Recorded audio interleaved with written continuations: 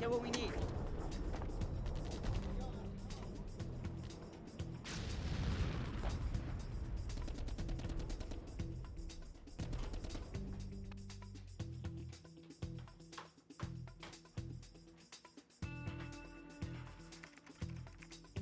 And this is this week's Closet Classic.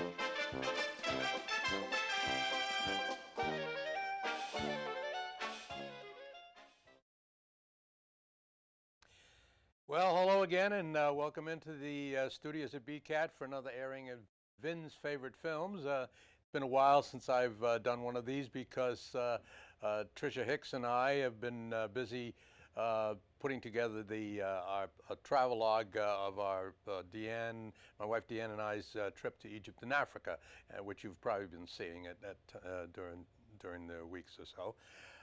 So now I'm going to be doing another set of films, and these are the films of Errol Flynn. Now, I'm doing these on the behest of Rich Sarno, who actually has been after me to try and do Errol Flynn since Errol Flynn is one of his most favorite actors, and he provided me with DVDs and everything, which I really appreciate. And so the film clips will be from those DVDs. So I really appreciate that. And I've always liked Errol Flynn myself, and particularly the last film that I'll be doing. I'm going to be doing 3 of his films, one of which is Captain Blood, one of which is The Adventures of Robin Hood, and the last of which is They Die with Their Boots On. And I remember when I was young, when I saw that, I really enjoyed it tremendously. I actually enjoyed Robin Hood as well. Captain Blood is one that I hadn't seen much, but I now can appreciate that very much. So I think you'll like them. So the first film, Captain Blood, is the director and screenwriter for this was Michael Curtis, and he actually was replaced as a director early in the filming, and it turned out to be one director that Flynn worked with very much, although they never got along too well together, but they did work a lot together. The film stars Errol Flynn, of course, as Peter Blood, and Olivia de Havilland plays Arabella Bishop, and Basil Rathbone, who played in some later films with him, played Captain Levasseur, who was a French pirate, and Lionel Atwell played Colonel Bishop, plantation owner, who his niece was Olivia de Havilland, or Arabella. And this particular story is adapted from a novel by Raphael Sabatini, and at that time they had to choose someone. It turned out that they were looking for someone to play this role, and Flynn at the time was a virtually unknown bit player, and they took a chance on him, which turned out to be golden. And of course, Olivia de Havilland at that time was barely 19 years old, and she was later to play with him in seven films. This film actually established Flynn as who was devilishly handsome, as the swashbuckling hero in many of his films to come, and you know, set the stage for that, his kind of camaraderie. Uh, he this particular story was set during the oppressive reign of King James II. And he was a doctor at the time, and that is, Peter Blood was a doctor at the time, and he was arrested for treating an anti-crown rebel, and he was condemned to slavery in Jamaica. While there, and of course, there was a difficult time, tedious and oppressive. But while there, he treats the governor's gout. And the governor actually he earns the favor of the governor and begins to get some benefits thereof. Atwell is Lionel Atwell is as Colonel Bishop, is the evil owner of the plantation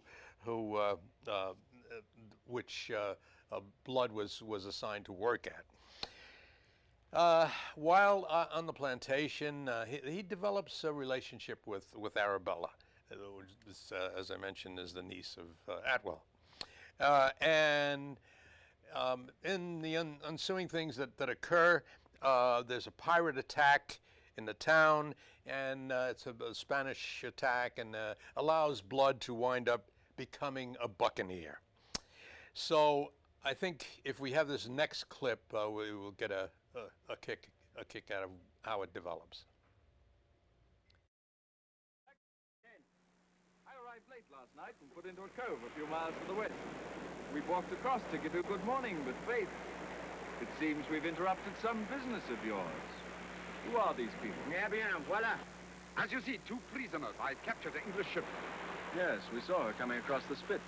I must congratulate you, Lever, sir. I didn't so much as sight a sail. The fortunes of war, my partner.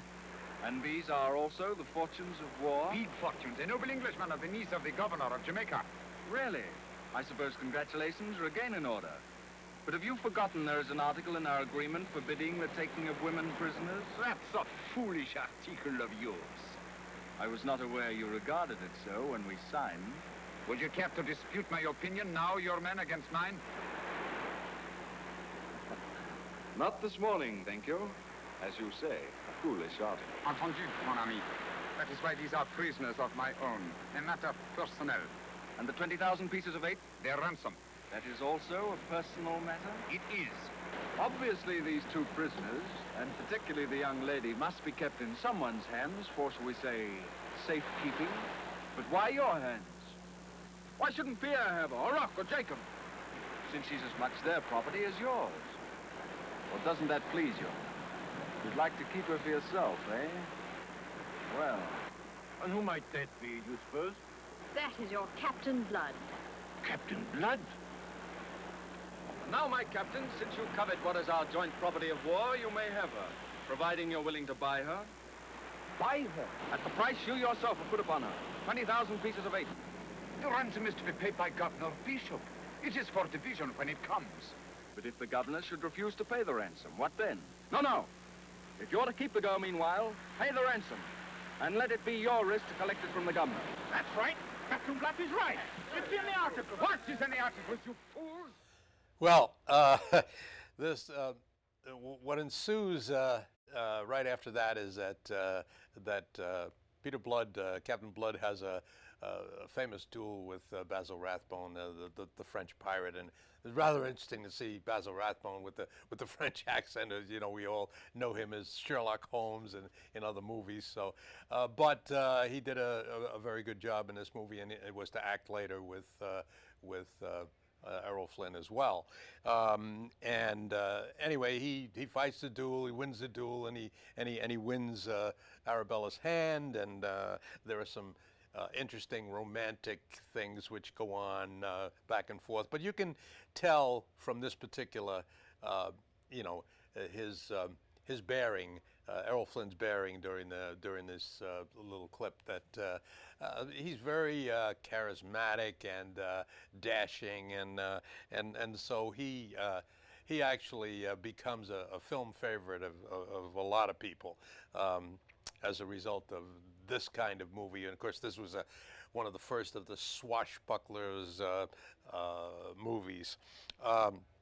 Blood actually was then appointed governor of Jamaica for bravery, and this is a very, very enjoyable film, and one of, as I said, he was little known at the time, and this really essentially established him as a major love interest and swashbuckling hero.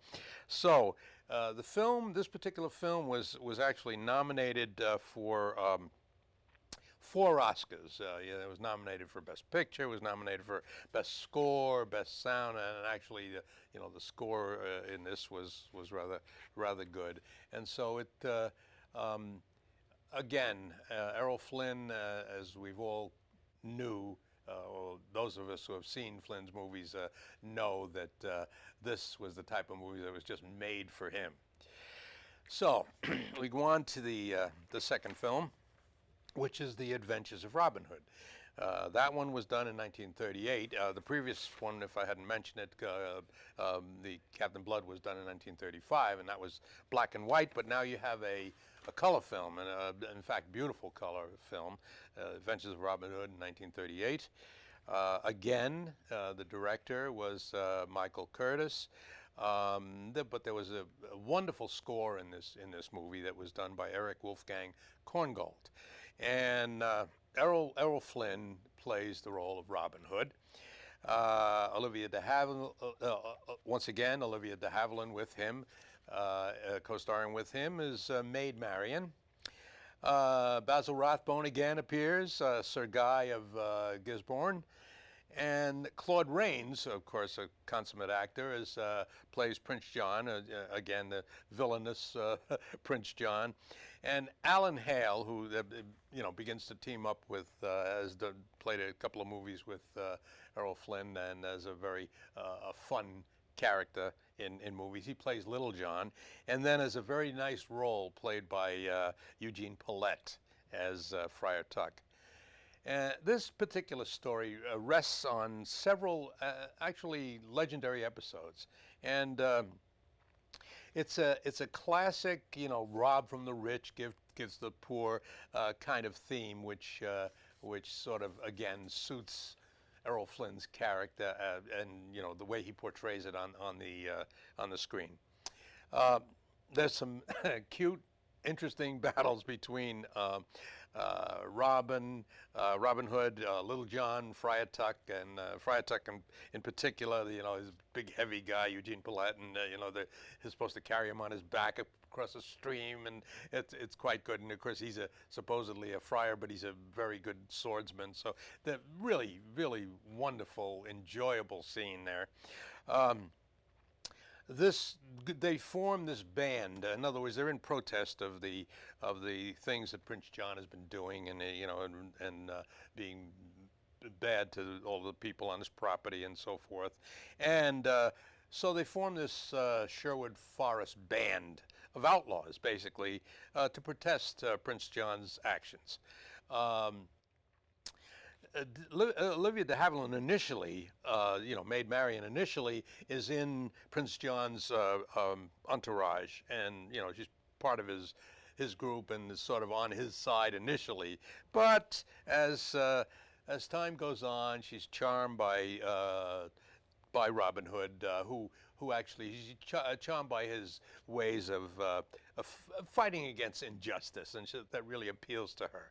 So if we can have the next film clip, we'll get a confrontation of Prince John. Overworked and paid off with a knife, a club, or a rope. Why, you speak treason. Fluently. I advise you to curb that wagging tongue of yours. It's a habit I've never formed, Your Grace. We Saxons aren't going to put up with these oppressions much longer. Oh, you're not? Then listen to this. As you may know, my brother is a prisoner of Leopold of Austria. And from Leopold, I have received a ransom demand of 150,000 gold marks. That means that you, my friends, must collect in taxes not 2 gold marks in the pound, but 3. And the money is to be turned over to me. Why do you, Your Highness? King Richard appointed Longchamps regent. I've kicked Longchamp out. From now on, I am regent of England. Well, confound it, what are you all gobbling at? Is it so strange that I decide to rule when my brother is a prisoner? Who's to say I shouldn't? You, Sir Mortimer of Leeds? Nor I, Your Highness. You, Sir Boren? Nor I, Your Highness. You, Sir Rob of Durham? My sword is yours, Your Highness. And what about our young Saxon cockerel here? What's the matter? Have you no stomach for honest meat? For honest meat, yes. But I've no stomach for traitors. You call me traitor? You? Yes.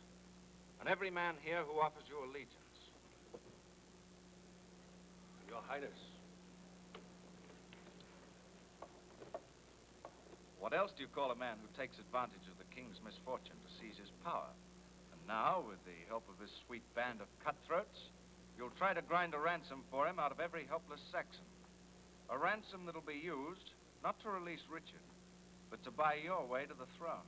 Let me run those. Well, you can see again by the way Flynn carries himself in that particular scene, you know, how he just flaunts everyone. In fact, you can see that they surreptitiously were barring the doors and everything, tending to keep him in, and he then engages in some great sword play again. I mean, he was actually a number of his films, he had wonderful sword play, and it was just very well. It's in the sort of reminds you of Douglas Fairbanks Jr., Douglas Fairbanks and Douglas Fairbanks Jr., the way he carries himself and is so energetic and charismatic, and so that he's appealing to everyone who watches these films, and I know you'll enjoy them if you watch them. This particular film actually stands as one of the greatest adventure films of all times. It had a lot of special effects for the time, pretty great special effects for the time, particularly the color and so forth was really good.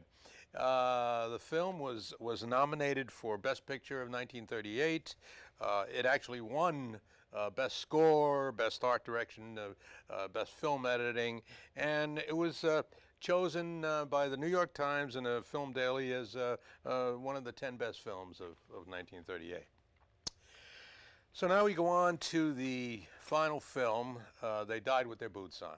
And this is now this is a return to a black and white film, which was done in 1941. And now we have a new director, which is Raoul Walsh.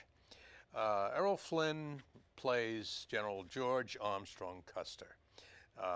And an actual figure in history, although the story itself is not totally true to what actually happened, but it's you know, a Hollywood version, but it's actually a wonderful Hollywood version, and it's in a very appealing film. Again, he's teamed with Olivia de Havilland, who is his wife, Elizabeth Bacon Custer. Turns out to be his wife, Elizabeth Bacon Custer. And there's a good part played in it by Arthur Kennedy, who's a very good actor, and he plays Ned Sharp, who is a guy who's his nemesis throughout the film, actually. And Sidney Greenstreet plays a wonderful part as General Winfield Scott, who is, you know, helps Errol Flynn in this case, or General Custer in this case. Then there's again a bad guy, this Regis Toomey, who plays Fitzhugh Lee. And then there's again another great actor is in this, and that's Anthony Quinn, who plays Chief Crazy Horse of the chief of the Sioux Indians.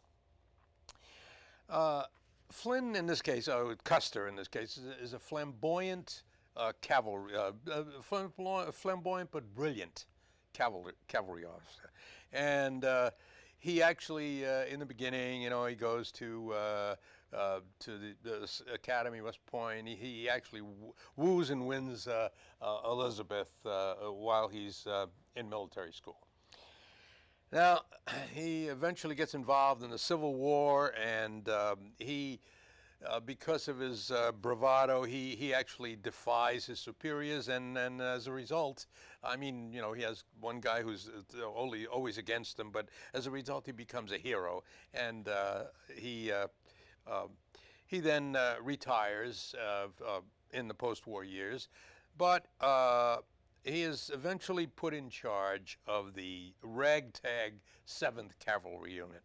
And this is, at the time, they were just you know, he went to an outpost there and dressed in this regalia and everything, which is his style. But he actually finds that this is a disheveled group of, you know, undisciplined soldiers, and he eventually whips them into shape as a really elite cavalry unit. And during that, one of the things that occurs is he bumps into an Irish guy who's playing this wonderful song on the piano. It's Gary Owen. It's a famous song, and he chooses that song as the regiment marching song, and this gives the regiment pride and everything. It's a song that reverberates throughout the film, and it's a stirring song, and fits the subsequent action, you know, like tremendously. I mean, it's just a great choice for the regimental song, and it has a tremendous effect on the troops.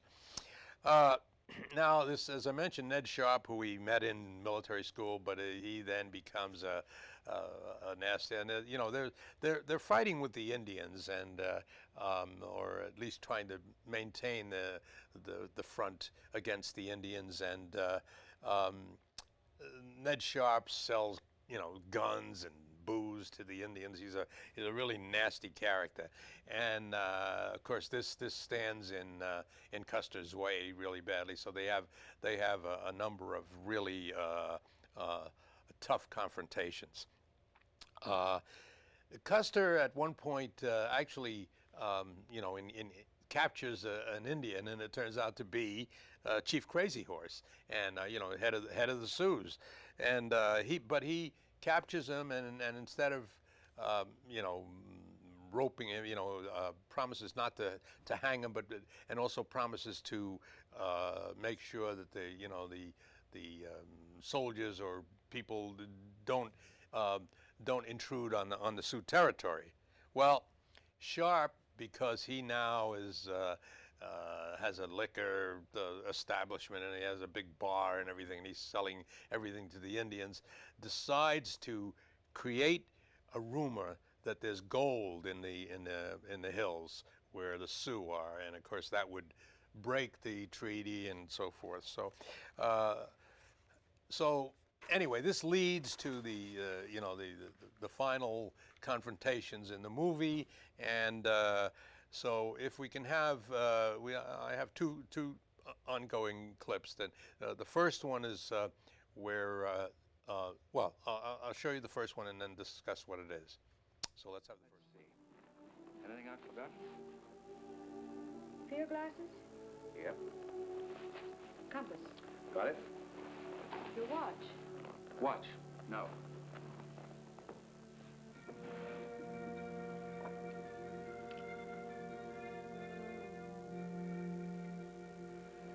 You know, Libby, they ought to make you quartermaster general. Every time I go into the field, I'm the best equipped man in the regiment. Oh, look at that. Broken. What? The chain. Now I won't be able to take this with me. Be the first time you've ever gone into a campaign without it. Yes. Well, there's no time to have it fixed. I don't want to take a chance on losing it. I'll leave it here.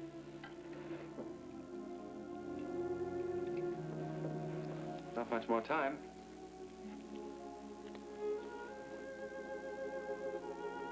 Here's your cartridge belt. You know, Okay, well that particular scene, it was a wonderful scene. I mean, he's going to go into this final battle, and she knows that it'll probably be his last battle, and she knows that he's going there and will probably be killed, and it's a very sentimental. It's actually rather symbolic because, as I mentioned, that he and Olivia de Havilland had acted together in 7 films, and this was to be their last film together, and and you can see when you watch the two of them together that they're as romantic interests. They're very good together. It's a wonderful coupling of those two. Um, the the the whole movie is a rousing adventure story, but it has some comic elements going along. And but this next clip will be a clip that will show us what happens with the final confrontation with the Sioux after he goes into battle. So let's have that one.